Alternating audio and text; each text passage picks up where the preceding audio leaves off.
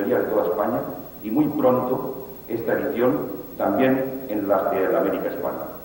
Muchas gracias a todos ustedes que han venido a escuchar al autor no hispano.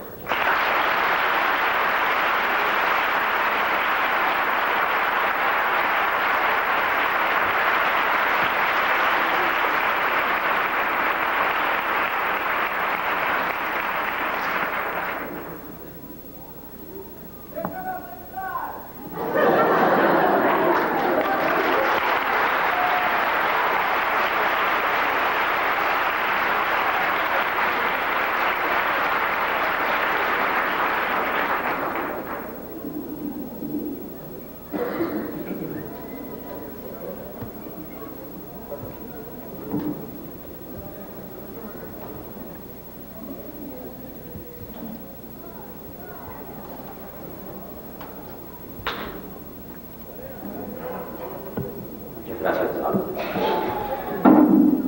Ateneo. Muchas gracias a Plaza Internet.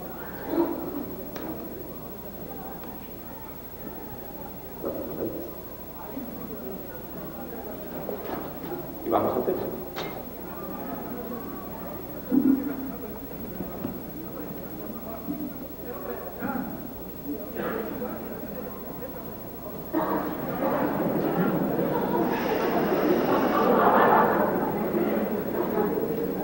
El 2 de mayo de 1916, Ortega presentaba aquí, en Madrid y en el Ateneo, a Bergson. En esa oportunidad explicaba que esta sociedad, el Ateneo, era una institución de cultivo y de culto de las ideas. Siguiendo ese punto de vista es que nosotros vamos a hablar aquí, en el Ateneo, no de literatura, como aparentemente propone la naturaleza del libro que presentamos, no de cuentos o narraciones que constituyen el material de este trabajo, sino de las ideas de las que parten esos cuentos y esas narraciones. Desde luego no estamos diciendo que cuando se trata un tema literario las ideas estén ausentes, sino que generalmente es el enfoque estético el que prima. A veces se examina el aspecto formal de la obra y desde luego su contenido. El autor pasa a revista sus vivencias y nos acerca a su biografía, a su sensibilidad, a su percepción del mundo. ¿En qué sentido, entonces, hablaremos de ideas? Lo haremos en tanto esta producción es la aplicación práctica de una teoría de la conciencia, en la que la imagen, en cuanto a fenómeno de representación, tiene especial relevancia. Es cierto que tendremos que decir unas cuantas cosas previas, sobre todo para quienes no han tenido en sus manos el libro que hoy comentamos. Pero esas cosas no afectarán seguramente la transmisión de esa estructura de ideas, de esa teoría que hemos mencionado. Así pues, veamos la noticia preliminar que puede darse de este trabajo. Qué aburrido, ¿no?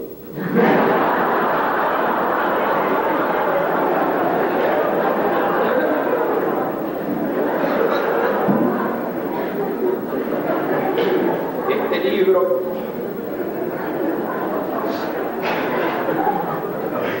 fue escrito allá por 1980, corregido en 1988 y puesto a vuestra consideración hace muy pocos días. En este punto quisiera leer al comentarista que nos dice lo siguiente. El libro está dividido en dos partes. La primera, llamada Narraciones, es un conjunto de 12 cuentos y constituye el cuerpo más denso y complejo. La segunda, bajo el título de Juegos de Imágenes, consta de 9 descripciones más sencillas, pero también más ágiles que las de la primera parte. A este material se lo puede considerar desde diferentes puntos de vista. El más superficial inicial nos muestra una serie de relatos breves con final feliz. Estos tienen el carácter liviano de los borradores que se realizan como práctica y solo a modo de divertimento. Según esa apreciación, se trata de simples ejercicios literarios. Otro enfoque revela esta obra con una serie de prácticas psicológicas apoyadas en formas literarias. Esto queda mejor aclarado, continúa diciendo el comentarista, en las notas ampliatorias y los comentarios que se insertan al final del libro. Conocemos narraciones de todo tipo escritas en primera persona. Yo. En primera persona. Esa primera persona habitualmente no es la del lector, sino la del autor. En este libro se corrige tan antigua descortesía, haciendo que la ambientación de cada cuento sirva de enmarque para que el lector llene la escena con él mismo y sus propias recurrencias. Colaborando con estos ejercicios literarios aparece en los textos un asteriscado que marca pausas y ayuda a introducir mentalmente las imágenes que convierten a un lector pasivo en actor y coautor de cada descripción. Esta originalidad permite a su vez que una persona lea en voz alta, por ejemplo, marcando las interrupciones mencionadas, y que otras, escuchando, imaginen su propio nudo literario. Tal cosa que en estos escritos es la tónica, en otros más convencionales destruiría toda secuencia lógica. Debe anotarse que en toda pieza literaria, el lector o el espectador, si se trata de representaciones teatrales, fílmicas o televisivas, puede identificarse más o menos plenamente con los personajes, pero reconociendo en el momento o posteriormente diferencias entre el actor que aparece incluido en la obra y el observador que está afuera de la producción y que no es otro que él mismo. En este libro ocurre lo contrario. El personaje es el observador, agente y paciente de acciones de ilusión. Resulte no de nuestro agrado estas experiencias guiadas, dice el comentarista, habremos de reconocer cuando menos que estamos en presencia de una novedosa iniciativa literaria y que eso indudablemente no sucede todos los días. Ahí concluye la nota. Como se ha comentado, se trata de pequeños cuentos en los que un asteriscado permite detener la secuencia a fin de colocar en ese momento la imagen que al lector le parezca adecuada. De esa manera se continúa el desarrollo, pero ya dinamizando el nuevo elemento introducido. Veamos un caso que bien puede ser el de la primera narración titulada El niño. Estoy en un parque de diversiones. Es de noche. Veo por todas partes juegos mecánicos plenos de luz y movimiento. Pero no hay nada. Sin embargo, descubro el camino a un pequeño grupo cruzado. Está de espaldas. Me acerco. Y cuando gira para mirarme, advierto que soy yo mismo cuando era niño. Asterisco. Es decir, interrupción para ponerme a mí mismo en cuanto a imagen, tal cual sugiere el libro.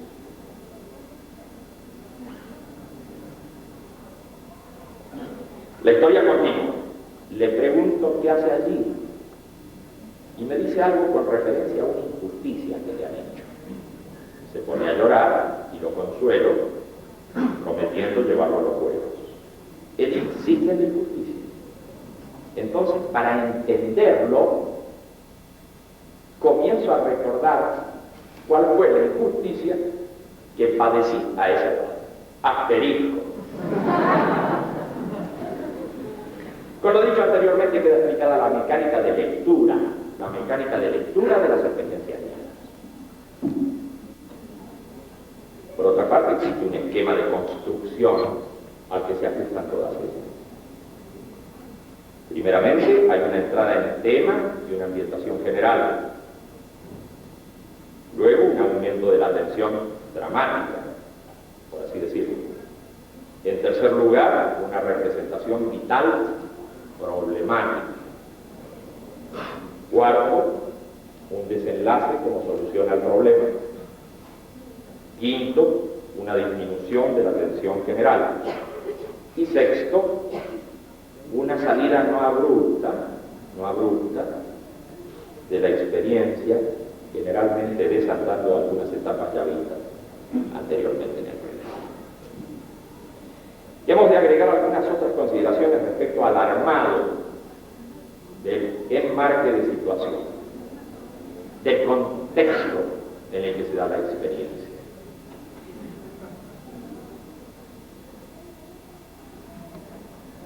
Si es que necesitamos colocar al lector en un punto en el que toma contacto con él mismo, debemos distorsionar la estructura del tiempo y del espacio, siguiendo la enseñanza que sobre esto nos dan los propios sueños. Debemos liberar la dinámica de imagen y quitar las racionalizaciones que impiden su fluido desarrollo. Si podemos además desestabilizar el registro corporal, la posición del cuerpo en el espacio, estaremos en condiciones de hacer aparecer preguntas referentes a cualquier momento de la vida del lector, o inclusive a momentos futuros como posibilidad de acción a realizar. Vamos entonces a un ejemplo que ilustre sobre lo que estamos comentando. Para ello escogemos la experiencia titulada La acción salvadora. Nos desplazamos velozmente por una gran carretera. A mi lado conduce una persona que jamás he visto. En los asientos traseros, dos mujeres y un hombre también desconocidos. El coche corre rodeado por otros vehículos que se mueven imprudentemente, como si sus conductores estuviesen ebrios o enloquecidos. No estoy seguro si está amaneciendo o cae la noche. Pregunto a mi compañero acerca de lo que está sucediendo. Me mira furtivamente y responde en una lengua extraña. Rex voluntas. Conecto la radio, que me devuelve fuertes descargas de ruido de interferencia eléctrica. Sin embargo, alcanzo a escuchar una voz débil y metálica que monótonamente dice Rex voluntas. El desplazamiento de los vehículos se va enlenteciendo mientras veo al costado de la ruta numerosos autos volcados en un incendio que se propaga entre ellos. Al detenernos, abandonamos el coche y corremos hacia los campos entre un mar de gente que se abalanza despavorida. Miro hacia atrás y veo entre el humo y las llamas a muchos desgraciados que han quedado atrapados mortalmente. Pero soy obligado a correr por el partido imagen que me lleva en el pecho. En ese delirio intento inútilmente llegar a una mujer que protege a su niña mientras la turba le pasa por encima, cayendo muchos al suelo. En tanto se generaliza el desorden y la violencia, decido desplazarme en una leve diagonal que permita separarme del conjunto. Apunto hacia un lugar más alto. Los desfallecientes se toman de mis ropas haciendo lagirones, pero compruebo que la densidad de gente va disminuyendo. Un hombre se desprende del conjunto y se acerca corriendo. Está con las ropas destrozadas y cubierto de heridas. Al llegar me aferra un brazo y gritando como un loco señala hacia abajo. No entiendo su ley.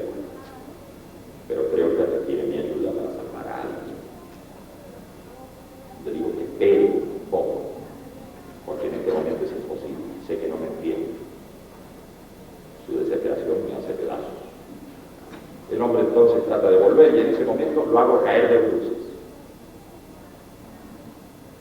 Queda en el suelo gimiendo amargamente. Por mi parte comprendo que he salvado su vida y su conciencia, porque él trató de salvar a alguien, pero se le extinguió. Subo un poco más, llegando a un campo de cultivo.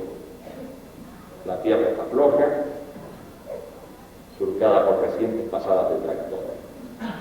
Escucho a la distancia disparos de armas y creo comprender lo que está sucediendo. Me alejo presuroso del lugar. Pasado un tiempo me detengo. Todo está en silencio. Miro en dirección a la ciudad y veo un siniestro resplandor. Empiezo a sentir que el suelo ondula bajo mis pies.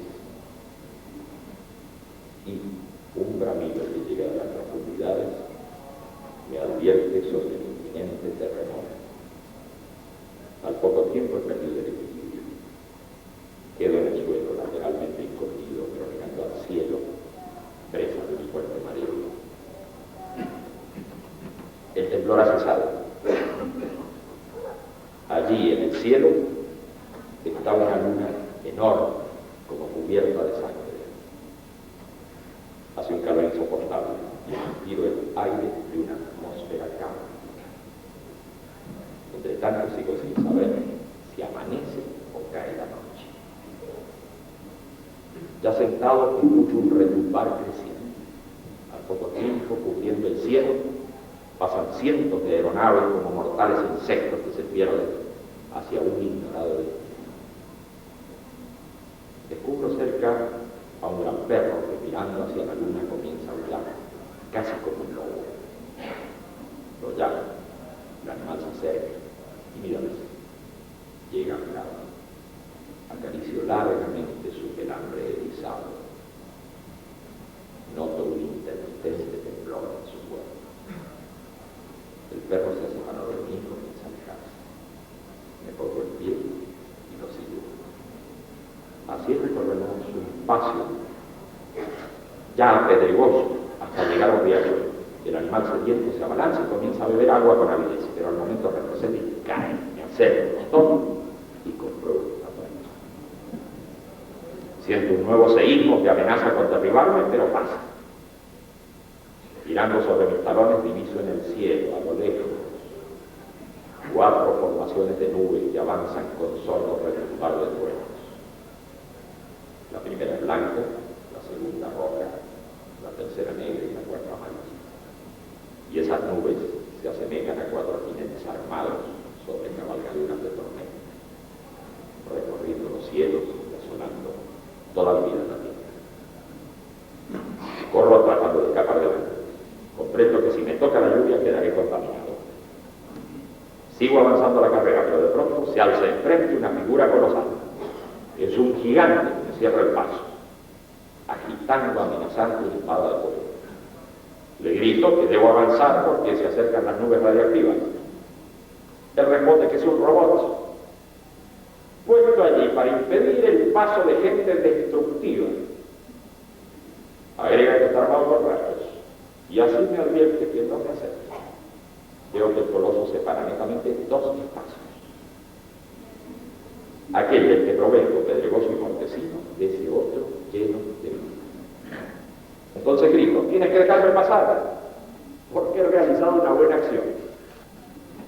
¿Qué es acción? Pregunta el robot. Es una acción que construye, que colabora con la vida en el mundo. Pues bien, agrega, ¿qué has hecho? Me interesa. He salvado a un ser humano de una muerte segura y además he salvado su conciencia. Inmediatamente el gigante se aparta y salta al terreno protegido en el momento que caen las primeras bombas. Hasta aquí el relato. En una nota se hace el siguiente comentario. El enrarecimiento general del argumento se ha logrado destacar la indefinición del tiempo. Paréntesis. No estoy seguro si está amaneciendo o cae la noche. Confrontando espacios. Paréntesis. Veo que el coloso se para netamente con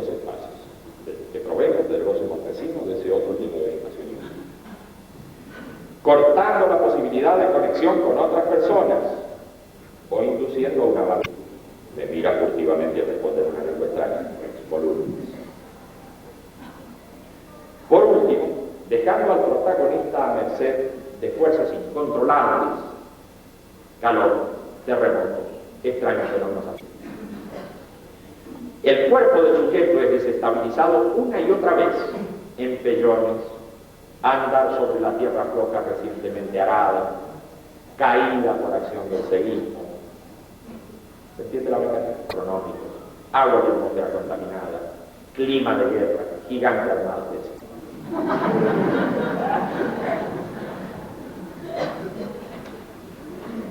En muchas experiencias se repite el esquema del desmarque comental, pero con imágenes diferentes y enfatizando en el nudo particular que se quiere dar.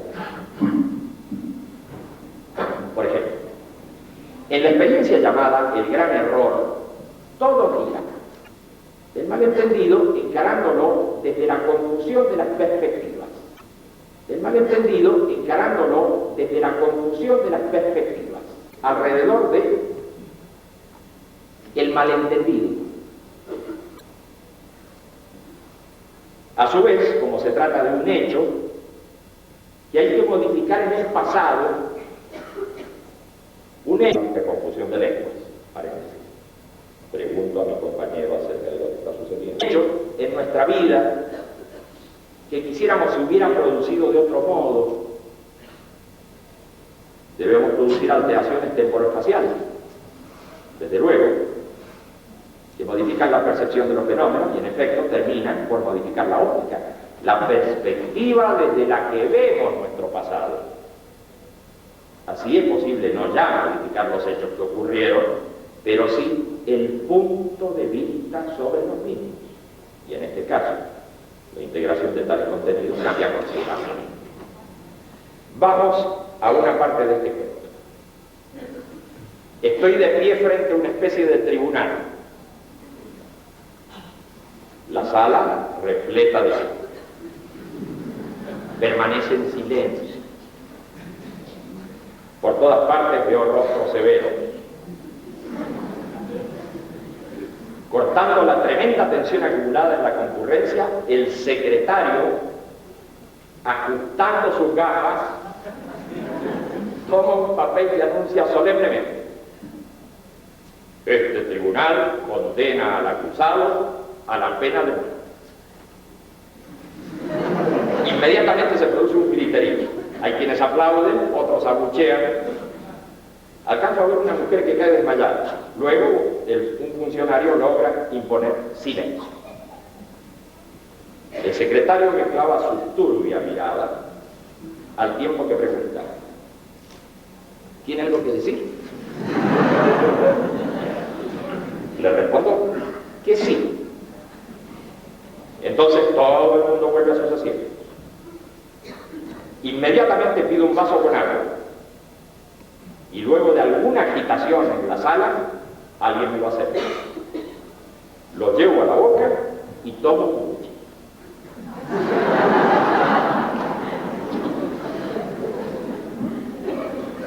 Completo la acción con una sonora y prolongada gárgara. Después digo: ya está. Alguien del tribunal me increpa ásperamente: ¿cómo que ya está? Le respondo que sí, que ya está. En todo caso, para conformarlo, le digo que el agua del lugar es muy buena, que quién lo hubiera dicho, y 2 o 3 gentilezas por el estilo.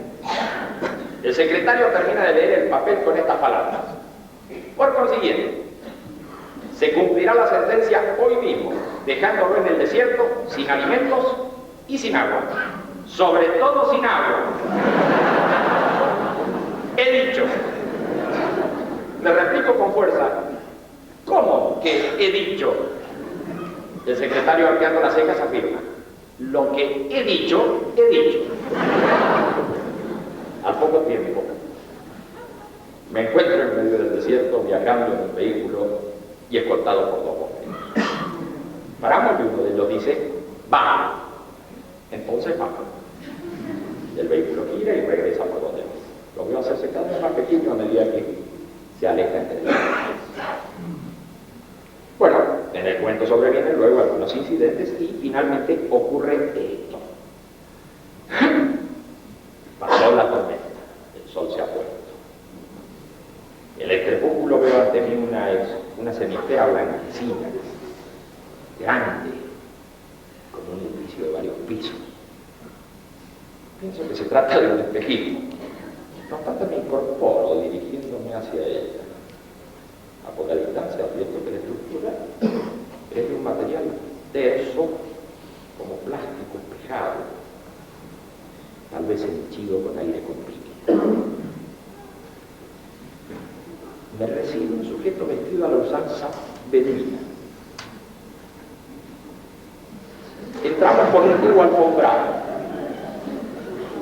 Se corre una plancha al tiempo que me asalta el aire refrescante.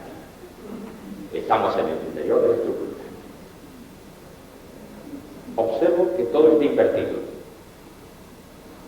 Se diría que el techo es un piso plano del que penden diversos objetos.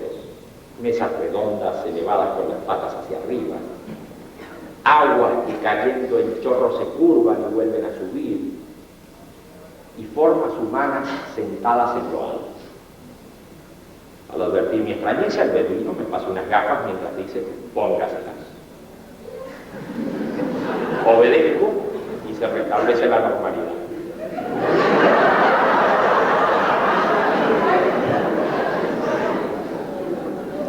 Al frente veo una gran fuente que expele verticales chorros de agua. Hay mesas y diversos objetos exquisitamente combinados en color y forma. Se me acerca gateando el secretario.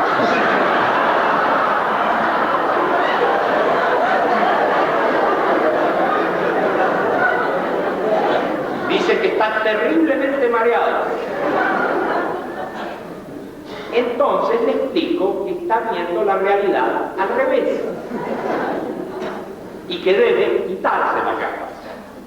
Se la quita y se incorpora suspirando al tiempo que dice, ahora todo está bien, solo que soy corto de vida.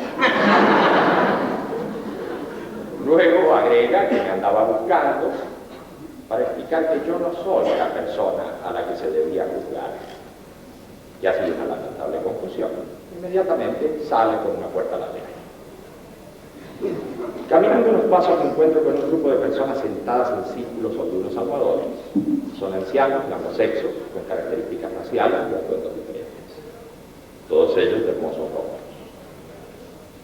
Cada vez que uno abre su boca, brotan de ella sonidos como de engranajes lejanos, de máquinas gigantes, de relojes inmensos.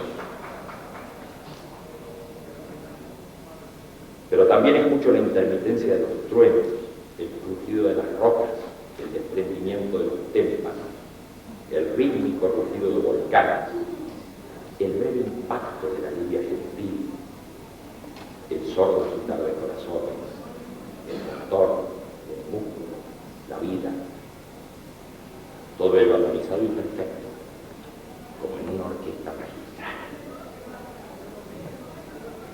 El beduino me da unos audífonos diciendo que lo que son traductores. Me los ajusto y escucho claramente una voz humana. Comprendo que es la misma sinfonía de los ancianos, traducida para mi torpe oído. Ahora, al abrir la boca, escucho. Somos las horas, somos los minutos, somos los segundos, somos las distintas formas del tiempo. Claro, tú mismo. ¿Dónde quieres empezar de nuevo? Al perfecto, como en una orquesta magistral. En tu nacimiento. Tal vez un instante antes del primer fracaso. Asterisco. Etcétera, etcétera, etcétera. Debemos agregar ahora algunas consideraciones con respecto al tipo de imágenes usadas. Porque da la impresión que las descripciones cuentan con un fuerte componente visual y sucede que una buena parte de la población trabaja habitualmente con un tipo de representación auditiva o kinestésica o senestésica o en todo caso mixta. Sobre este particular quisiera leer algunos párrafos extraídos de una de mis producciones más recientes, del libro Psicología de la Imagen. Allí se dice esto: los psicólogos de todas las épocas han articulado largos listados en torno a las sensaciones y percepciones, y actualmente, al descubrirse nuevos receptores nerviosos, se ha comenzado a hablar de termoceptores, baroceptores, detectores de acidez y alcalinidad internos, etc. A las sensaciones correspondientes a los sentidos externos, agregaremos aquellas que corresponden a sentidos difusos como las kinestésicas, de movimiento y posicionamiento corporal, kinestésicas, y las senestésicas, registro general del intracuerpo, de temperatura, de dolor, etc., que, aún explicadas en términos de sentido táctil interno, no pueden reducirse a ello. Los posibles registros que corresponden a los sentidos internos y a las múltiples combinaciones perceptuales entre unos y otros. Importa entonces establecer un paralelismo entre representaciones y para nuestras explicaciones es suficiente con lo anotado más arriba, sin pretender por esto agotar percepciones clasificadas genéricamente como internas y externas. Es desafortunado que se haya limitado tan frecuentemente la representación a las imágenes visuales y además que la espacialidad esté referida casi siempre a lo visual, de estímulo localizada en algún lugar, así como ocurre con las táctiles, olfatorias, gustativas y desde luego cuando las percepciones y representaciones auditivas denotan también a la fuente con las referidas a la posición del cuerpo y los fenómenos del intracuerpo. Ya desde 1943 se había observado en laboratorio que distintos individuos propendían a formular o bien a establecer tipos de imágenes no visuales. Esto llevó a imaginativos de distinta predominancia. Independientemente de lo acertado de esa presentación, comenzó a abrirse paso entre los psicólogos la idea de que el reconocimiento del propio cuerpo tomaba por base a la imagen visual. Es más, Walter, en 1967, a establecer una clasificación de tipos que describían su ceguera en cuanto a la representación visual. Ya no se trataba, a partir de estas comprobaciones, de considerar a las imágenes visuales como núcleo del sistema de representación, arrojando a otras formas imaginativas al basurero de la desintegración idéntica, o al campo de la literatura, en la que idiotas y retardados dicen cosas, como uno de los personajes del Sonido y la Furia de Ford, dice cosas como estas: yo no podía ver, pero mis manos la veían, y podía oír que iba anocheciendo, y mis manos veían la pantufla, pero yo no la podía ver, pero mis manos podían ver la pantufla, y allí estaba arrodillado oyendo como anochecía. Siguiendo pues con nuestro estudio sobre las experiencias guiadas, convengamos en que aún expuesta con predominancia visual, cualquier persona puede adaptar a ella su sistema de representación. Por otra parte, no faltan aquellas en las que claramente se trabaja sobre otro tipo de imagen.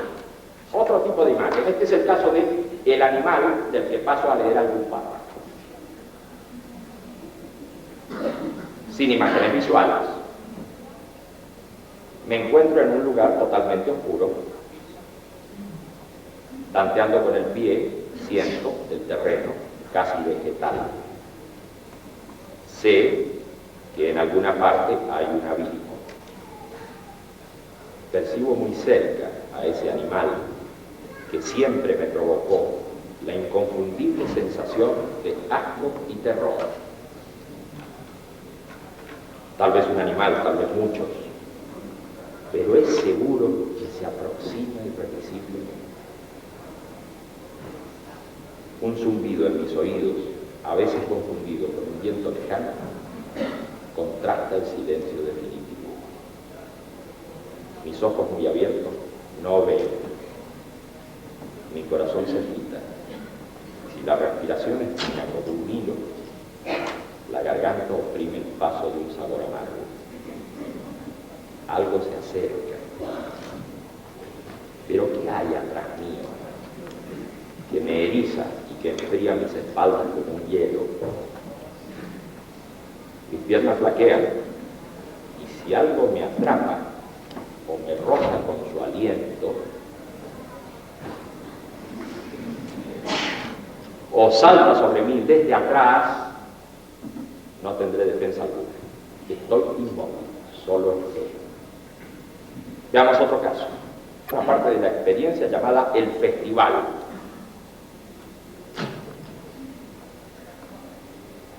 Sistema de traducciones de imágenes y de transformación de un sistema a otro sistema de representación.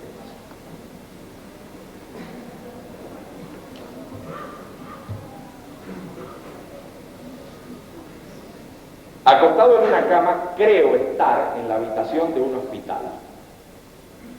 Escucho apenas el goteo de un grifo de agua mal cerrado. Intento mover los miembros y la cabeza, pero no me responden. Con esfuerzo, mantengo los párpados abiertos. El techo es blanco y liso. Cada gota de agua que oigo caer estella en su superficie. Así, como un trozo de luz. Una gota, una raya, luego otra, después muchas líneas, más adelante ondulaciones. El techo se va modificando siguiendo el ritmo de mi corazón. Puede ser un efecto de las arterias de mis ojos al pasar los golpes de sangre.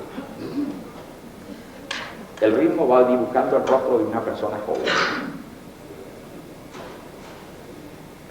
Y más adelante, en esta misma experiencia, se traspasa la percepción visual y se la subsume en un sistema de representaciones más complejas, traducida a otras percepciones y por ende a otras representaciones. Dice así: fijo la atención en una flor conectada a su rama por un delgado tallo de piel transparente, en cuyo interior se va profundizando el verde reluciente. Estiro la mano pasando con suavidad un dedo por el tallo terso y fresco, apenas interrumpido por pequeñísimos abultamientos. Así, subiendo por entre hojas de esmeralda, llego a los pétalos que se abren en explosión multicolor. Pétalos como cristales de catedral solemne, pétalos como rubíes y como fuego de leños amanecidos en hoguera. Y en esa danza de matices siento que la flor vive como si fuera parte mía. Y la flor, agitada por mi contacto, suelta una gota de rocío amodorrado apenas prendida de su hoja final.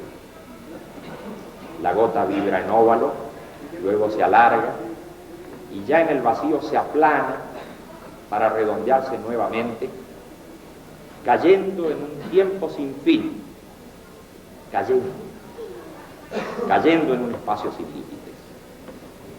Por último, dando en el sombrero de un hongo, rueda por él como pesado mercurio para deslizarse entre sus bordes.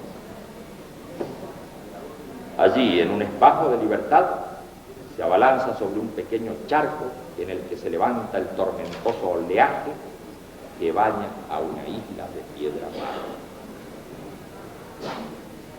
Adelante se desarrolla el festival y yo sé que la música me comunica con esa muchacha que mira sus vestidos, y con el hombre joven que, acariciando un gato azul, se respalda en el árbol. Sé que antes he vivido esto mismo y que he captado la rugosa silueta del árbol y las diferencias de volumen de los cuerpos. En las mariposas de terciopelo que vuelan a mi alrededor, reconozco la calidez de los labios, la fragilidad de los sueños felices, etcétera, etcétera.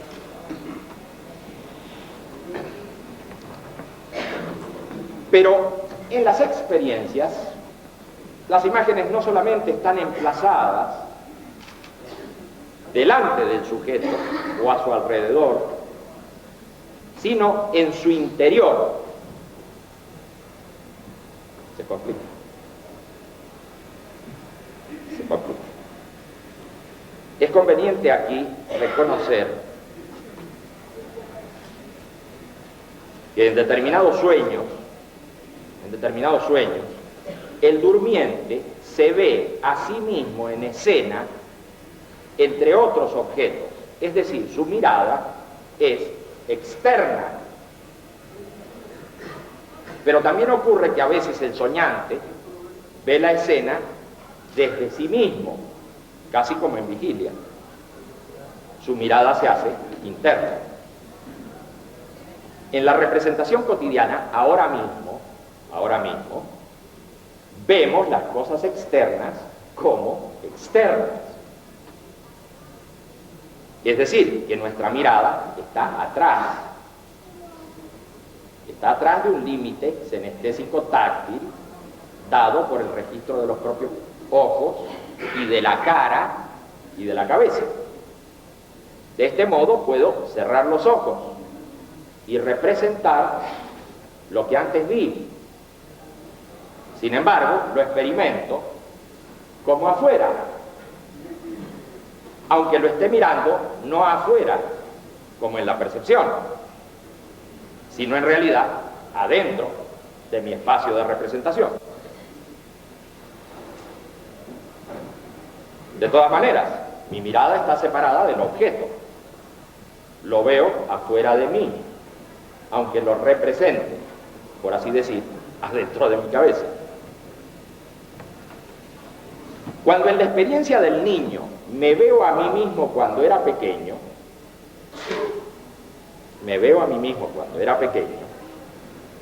veo en realidad al niño desde el registro mío actual, en el cual me reconozco. Es decir, veo al niño afuera mío, desde mi mirada interna actual. Ahora bien, el niño, que soy yo antes, me habla ahora de una injusticia que le hicieron. Y para saber de qué se trata, hago un esfuerzo para recordar yo actual, no el niño que veo, aquello que me pasó cuando era niño, ese que soy yo antes. Cuando hago esto, mi mirada va adentro mío, a mi propio recuerdo, y el niño que veo está fuera de la dirección de mi recuerdo. De manera que al encontrarme a mí mismo en una escena infantil, ¿de qué manera me reconozco verdaderamente como yo mismo? Sin duda que con una mirada externa a mí, pero interna con referencia a la externidad, en este caso del niño del parque de diversiones.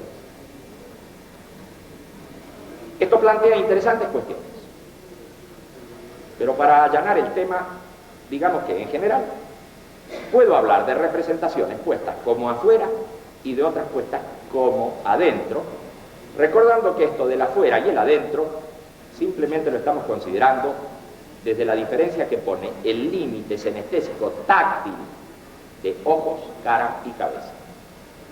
Comprendido esto, veamos algunos ejemplos de diferencias en los emplazamientos de las miradas y las escenas. hizo pesado. Y bueno, en la experiencia llamada el deshollinador se dice, pasado un tiempo el deshollinador se levanta y toma un objeto alargado, ligeramente curvo, se pone enfrente mío y dice, abra la boca.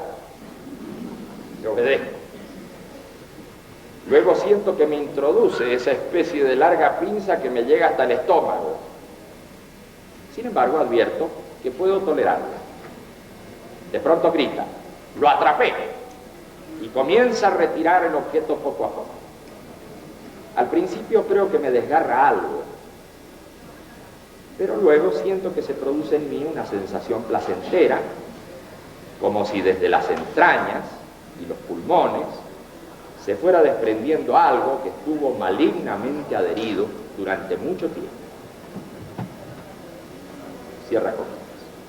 Aquí está claro que estamos trabajando con registros senestésicos, imágenes del intracuerpo,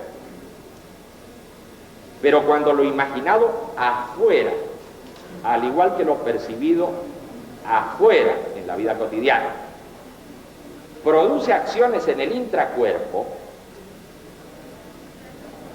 el tipo de modificación de escena y mirada sigue la mecánica que vimos en el relato del niño, solamente que lo imaginado como afuera no es como el niño visualmente considerado, sino que en el afuera pongo una suerte de registro senestésico, no en cuanto que siento algo en mi interior y ahora ese sentir está fuera de mi cuerpo, sino en tanto lo sentido en mi interior es externo a mi mirada o a un nuevo registro senestésico que se internaliza más aún. Sin este mecanismo de cambio en la posición y perspectiva de la mirada y la escena, no serían viables numerosos fenómenos de la vida diaria. ¿Cómo sería posible que un objeto externo me produjera repugnancia por el solo hecho de mirarlo?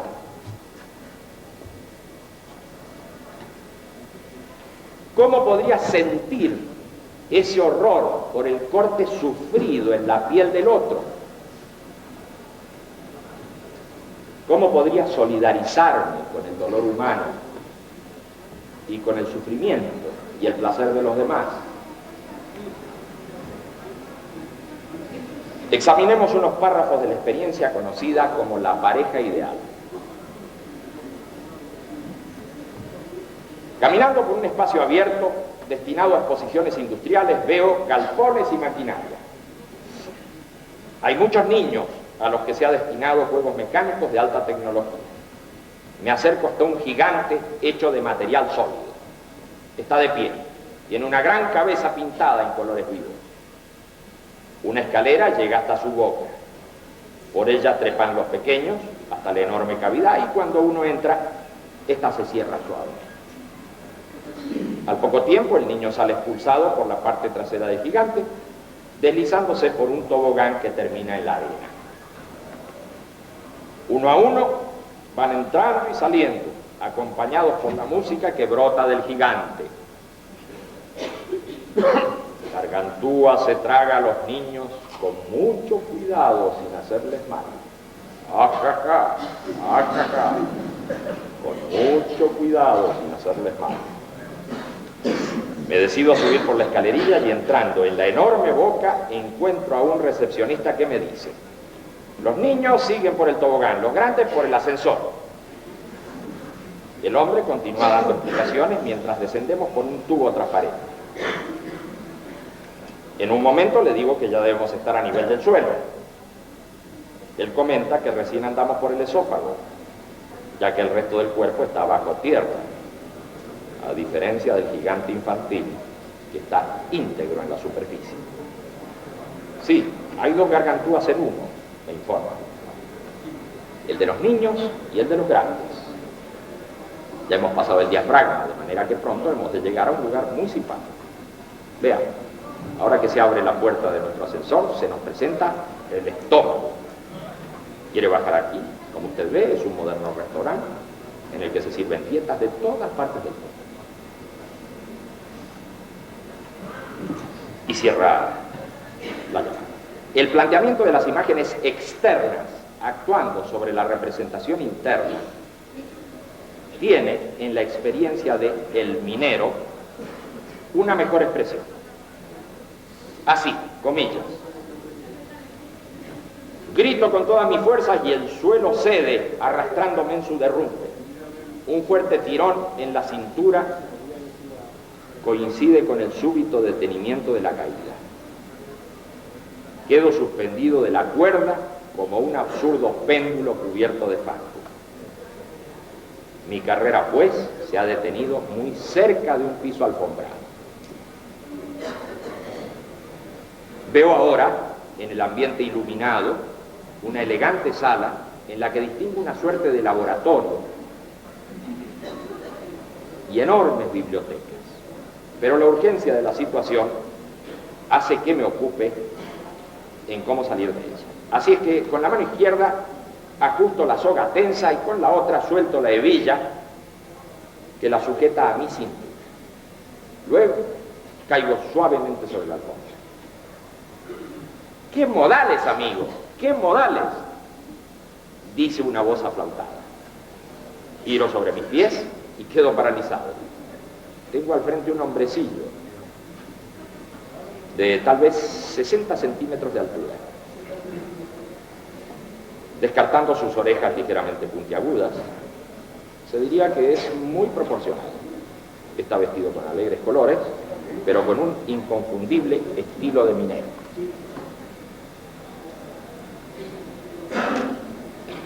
Me siento entre ridículo y desolado cuando me ofrece un cóctel. De todas maneras, me reconforto bebiéndolo sin pestañear. El hombrecillo junta sus manos y las lleva adelante de la boca a modo de bocina. Luego emite un sonido burlón. Le pregunto qué significa esa mofa y responde que gracias a ella mi digestión habrá de funcionar mejor en el futuro.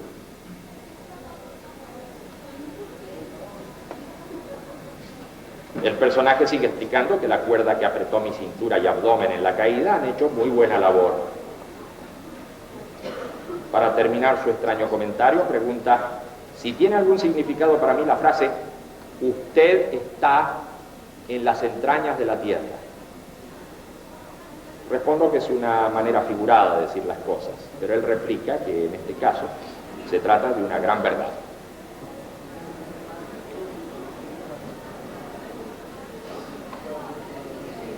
Entonces agrega, usted está en sus propias entrañas.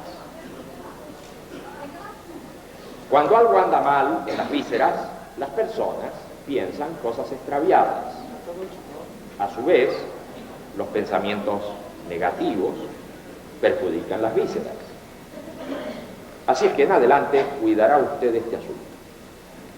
Si no lo hace, me pondré a caminar y usted sentirá fuertes cosquilleos y todo tipo de molestia interna. Tengo algunos colegas que se ocupan de otras partes, como los pulmones, el corazón, etc. Dicho esto, el hombrecillo comienza a caminar por las paredes y el techo, al tiempo que registro tensiones en la zona abdominal, el hígado y los riñones. Luego me arroja un chorro de agua con una manguera de oro, limpiándome cuidadosamente el barro. Quedo seco al instante. Me tiendo en un amplio sofá y comienzo a relajarme. El hombrecito pasa rítmicamente una escobilla por mi abdomen y cintura, logrando yo una notable relajación en esas zonas. Comprendo que al aliviarse los malestares del estómago, hígado o riñones, cambian mis ideas y sentimientos. Percibo una vibración, siento que me voy elevando, estoy en el montacargas, subiendo hacia la superficie de la Tierra, hacia el mundo exterior. En esta experiencia, el hombrecillo nos ha resultado un verdadero experto de la teoría de la imagen senestésica. Desde luego, no nos ha dicho cómo es que pueda conectarse una imagen con el intracuerpo y actuar en él. Anteriormente vimos con alguna dificultad que la percepción de objetos externos servía de base a la elaboración de la imagen y que ésta nos permitía representar nuevamente lo presentado previamente a los sentidos. Vimos que en la representación se producían variaciones de emplazamiento, de perspectiva de la mirada del observador respecto a una escena dada. Y entonces nos preguntábamos por la conexión entre lo percibido frente a un objeto desagradable y nuestras reacciones internas. Y ahora estamos discurriendo acerca de sensaciones del intracuerpo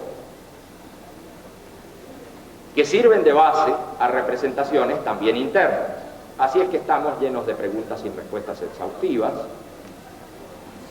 y temo que así de trunco ha de quedar nuestro desarrollo. De todas formas, quisiera agregar algunas consideraciones.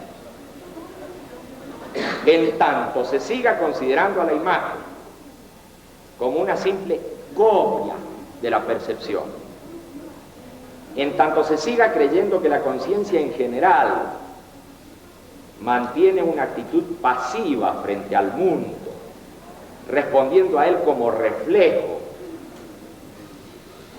no podremos responder ni a las anteriores preguntas ni a otras en verdad fundamentales. Para nosotros la imagen es una forma activa de ponerse la conciencia como estructura en el mundo. Ella puede actuar sobre el propio cuerpo y el cuerpo en el mundo, dada la intencionalidad que se dirige fuera de sí y no responde simplemente a un para sí o a un en sí natural, reflejo y mecánico. La imagen actúa en una estructura espaciotemporal y en una espacialidad que llamamos espacio de representación.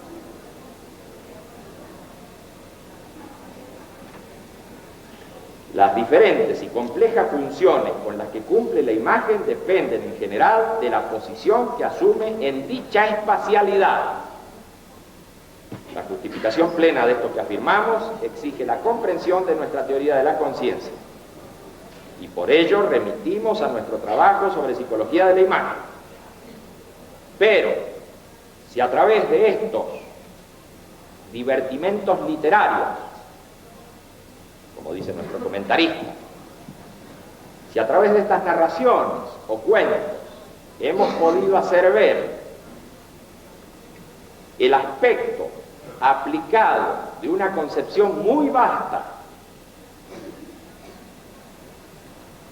no hemos faltado a lo prometido al comienzo de nuestra explicación, cuando dijimos que íbamos a ocuparnos de este escrito, de estas experiencias guiadas, no desde el punto de vista literario, sino desde las ideas que dan lugar a esta expresión literaria. Nada más. Muchas gracias.